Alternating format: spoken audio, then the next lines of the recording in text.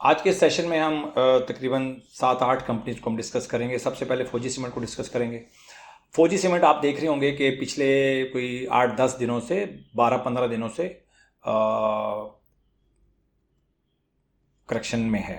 ठीक है, अब करेक्शन की क्या वजह हो सकती है? लोगों का बाइकआउट हो सकता है, लोगों का इंटरेस्ट ना लेना हो सकता है, लोगों को डर डर जाना भी इसका एक हो सकता है कि शायद फौजी सीमेंट जो है बहुत ज़्यादा गिर जाए, जिसकी वजह से लोगों ने अपनी पोजीशन को इसमें क्लियर कर दिया। बट मार्केट इन चीज़ों को नहीं देखती, बड़े प्लेयर्स इन चीज़ों को नहीं देखते, वो किसी और तरीके से काम कर रहे होते हैं, जनरल पब्लिक किसी और तरीके से काम कर रही होती है।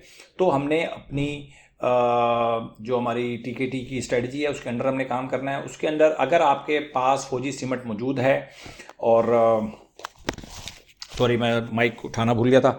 अगर आपके पास फौजी सीमेंट मौजूद है तो आपको अच्छा, आपके पास फौजी सीमेंट मौजूद है या आपकी उसमें वॉच लिस्ट में फौजी सीमेंट मौजूद है, तो आपको अंडर टीकेटी काम करना पड़ेगा। या तो आप इसको निकाल दें फौजी सीमेंट को अपनी उससे वॉच लिस्ट से, और अगर नहीं निकालते तो फिर ये ना हो कि ऊपर के लेवल्स पे जाकर आप दोबारा उसको अपने बाइंग कर रहे हो। ऐसा ना कीजिएगा। फैसला आज आपने करना है कि फौजी सीमेंट में आपने आज काम करना है तो करना है, नहीं करना तो फिर आपने उसको वॉच लिस्ट से निकाल देना है। फिर उसके बाद हाई रेट्स के ऊपर इसमें नहीं फंसना। ठीक हो गया।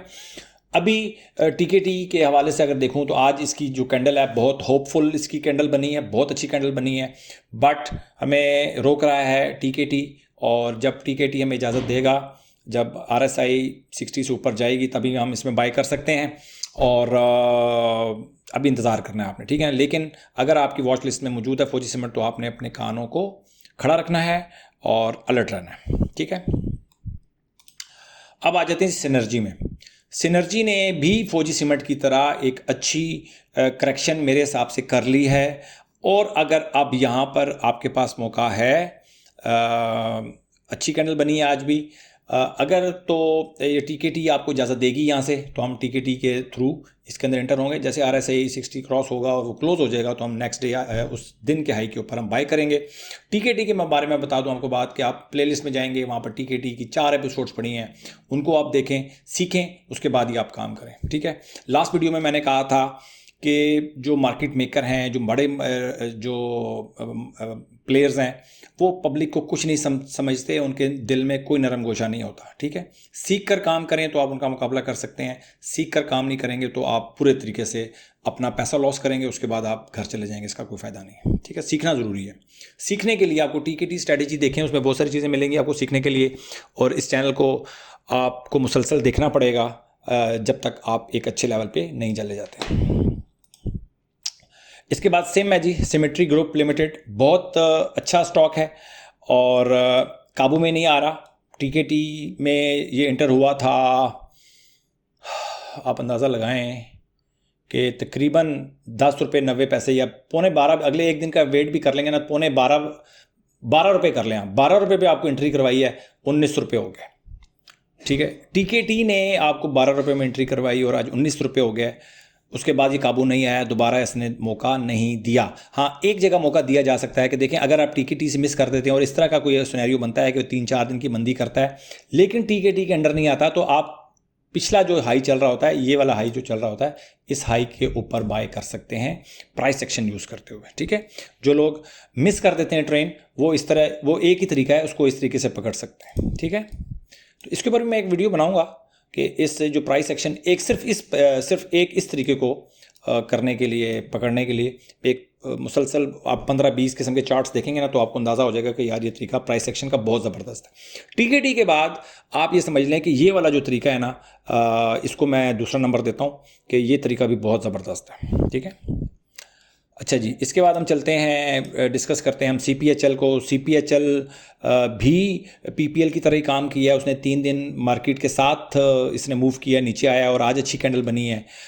बट टीकेटी वाले इसको इंटर नहीं हो सकते। टीकेटी वाले अगर ये यहाँ से ऊपर जाता है तो 74 के करीब कहीं जाए यहाँ से, तब आप बाइंग करेंगे। अदरवाइज मौका मिलेगा नीचे तभी आप बाइंग करेंगे, अदरवाइज आप बाय CPHL में कम से कम नहीं करेंगे, ठीक है। हाफ पावर की बात की जाए तो हब पावर थोड़ी थोड़ी इसने तेज़ी दिखाई है, ऐसा नहीं कि तेज़ी नहीं दिखाई, इसने तेज़ी दिखाई है, बट हाफ अलर्ट कैंडल जब भी बन रही थी इसकी हाफ अलर्ट कैंडल बन रही थी। हाफ अलर्ट कैंडल हमने आप इसकी बनाई थी जी तकरीबन 125 रुपये में इसकी हाफ अलर्ट कैंडल बनी थी। 125 रुपये के बाद इसने मूवमेंट दी है, 144 तक गया है। बट मैं आपको बताऊं कि इतने अच्छे स्टॉक्स हैं, बार बार जब भी मैं आपको की बनाता हूं, जब के बारे में बात करता हूं, तो मैं बार बार ये कहता हूं कि जब इतने अच्छे अच्छे स्टॉक्स हैं तो आपने हब पावर में और ऑक्टोपस में, इनमें क्यों घुसना है भाई? क्यों घुसना क्यों है? टीआरजी क्यों काम करना है इनके अंदर? मुझे तो समझ में नहीं आती। जो लोग पुराने, ठीक है, जो इन्वेस्टर्स हैं जिन्होंने 150 में, 160 में, 170 में बाइंग की हुई है, मेरी हमदर्दी उनके साथ है।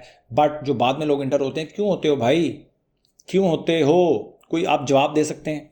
अगर कोई जवाब है तो आप कमेंट सेक्शन में डेफिनेटली जवाब दीजिएगा। मतलब अगर आपने इस अरसे में लास्ट 15, 20, 30 दिनों में अगर किसी ने पावर ख़रीदा है तो क्या सोच के ख़रीदा है, वो कमेंट लाजमी कीजिएगा ताकि लोगों को सीखने का मौका मिले, लोग समझें, साइकोलॉजी समझें इन्वेस्टर्स की कि क्या साइकोलॉजी होती है। अच्छा, वीडियो को आपने लाइक लाजमी करना है और कमेंट लाजमी करने हैं ताकि मैं अच्छे अच्छे कमेंट्स का जवाब दूं ताकि लोगों को सीखने का मौका मिले। ऑक्टोपस आपके सामने है। ऑक्टोपस आप देख सकते हैं कि भाई जब एक प्रेशर में स्टॉक होता है तो वो नहीं उठता। देखें कैसा, मतलब कैसा कैसा कैसा यहाँ से जो गिरना शुरू हुआ है उसके बाद उठा ही नहीं है वो। लाजमी ऑक्टोपस में आपने काम करना है। तो ये सिर्फ इस तरह के स्टॉक्स को मैं डिस्कस करने का मतलब ये होता है कि इतनी तेज़ी में अगर कोई स्टॉक जिसने नहीं काम करना उसने नहीं काम करना। ठीक हो गया जी। उसके बाद है जी हमारे पास bank of Punjab. Bank of Punjab अच्छी करेक्शन कर चुका है, अच्छी करेक्शन कर चुका है और अब हमारे काबू में आ रहा है। टीके अब यहाँ से अगर टीकेटी की रेंज में आता है, 60 RSI क्रॉस करता है जिस दिन, उससे अगले दिन हम इसको बाय करेंगे। हिम्मत करनी पड़ेगी, इसी तरह के स्टॉक्स इस तरह निकलते हैं। ठीक हो गया जी। उसके बाद FFL same bank of Punjab की तरह मूव इसने किया है और एफएफएल भी जब ये RSI क्रॉस करेगा, 60 क्लोज होगा, उसके बाद ही हम इसको बाय करेंगे। अगर आपके वॉच लिस्ट में एफएफएल मौजूद है और आपने सेल नहीं किया, ये अब फिर आपका मसला है कि आप इसको सेल नहीं कर सके किसी भी वजह से और नीचे आ गया ये। अब अगर दोबारा जब टीकेटी आपको मौका देगी, अपॉर्चुनिटी देगी, तो फिर हम उसको बाय करके ऊपर जो भी होगा इसका सेल करने की कोशिश करेंगे। एक अच्छी करेक्शन है इसकी, अगर यहाँ से मौका मिल जाता है तो एफएफएल में भी आप अच्छा प्रॉफिट बना सकते हैं। अपना बहुत ख्याल रखें, वीकेंड को एंजॉय करें। बड़ा हेक्टिक किस्म का आपने ये वीक देखा है, बहुत परेशानी में आपने वक्त गुजारा है। तो थैंक्स कि आज मार्केट अच्छी बंद हुई है, आपकी परेशानी थोड़ी सी कम हुई होगी। वीकेंड को आपने एंजॉय करना है ताकि नेक्स्ट वीक के लिए आप तैयार हो जाएं। Thank you very much.